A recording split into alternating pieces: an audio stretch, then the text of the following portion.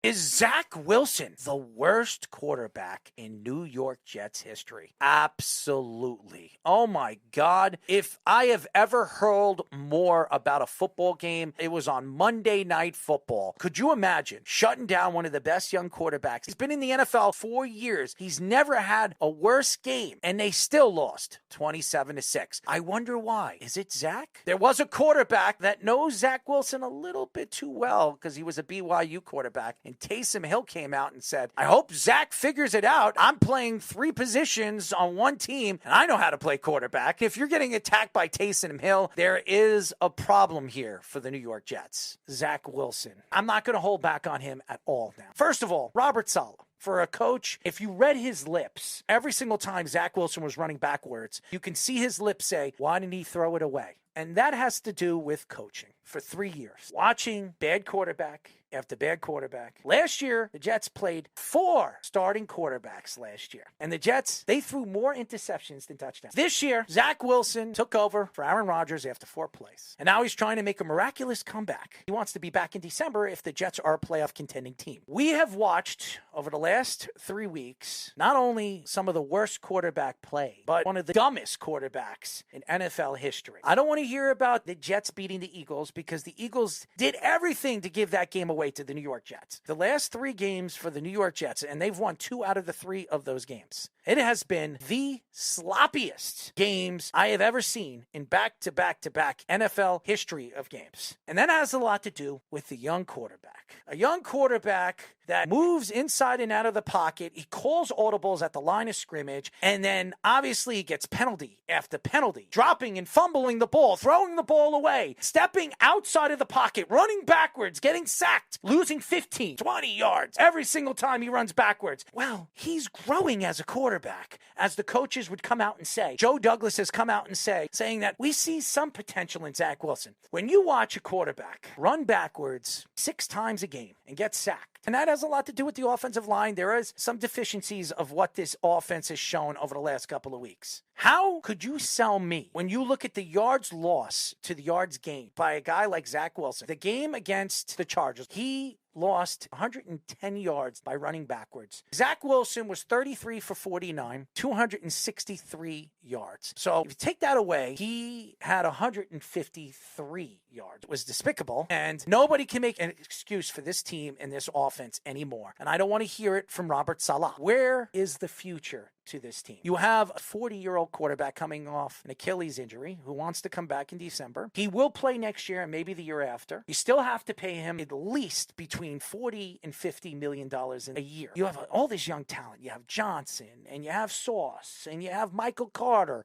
and you have Breece Hall, and you have Garrett Wilson. You can't pay all of them. And Zach Wilson is making $11 million a year as a backup quarterback, as a rookie quarterback. As a Jet fan, I want to throw up. I don't want to hear about Robert Saleh making excuses for this kid anymore. I don't want to hear Nathaniel Hackett. I don't want to hear Zach Wilson go out. We have a lot to clean up. No, you have a lot to clean up. You are the worst quarterback in the NFL. By far, you are the worst quarterback in history for the New York Jets. In the 54 years the Jets haven't won a Super Bowl, you are the worst of every single quarterback that was ever drafted by this organization. You were absolutely disgraceful on Monday Night Football in front of every single fan, and you say, we have a lot of work to do. There is no work. There is no cleaning up your garbage. There's no cleaning up your footwork. There's no cleaning up your throws. Last week with the New York Giants, every fan out there was saying, well, it was raining. It was wet out. Tommy DeVito, he didn't have a good game. I would rather Tommy DeVito as my starting quarterback right now than Zach Wilson. It's crazy to say that. And everybody looks at his numbers, 33 for 49. It's not that bad. Oh, he didn't throw any interceptions. How many touchdowns has he thrown? 5. So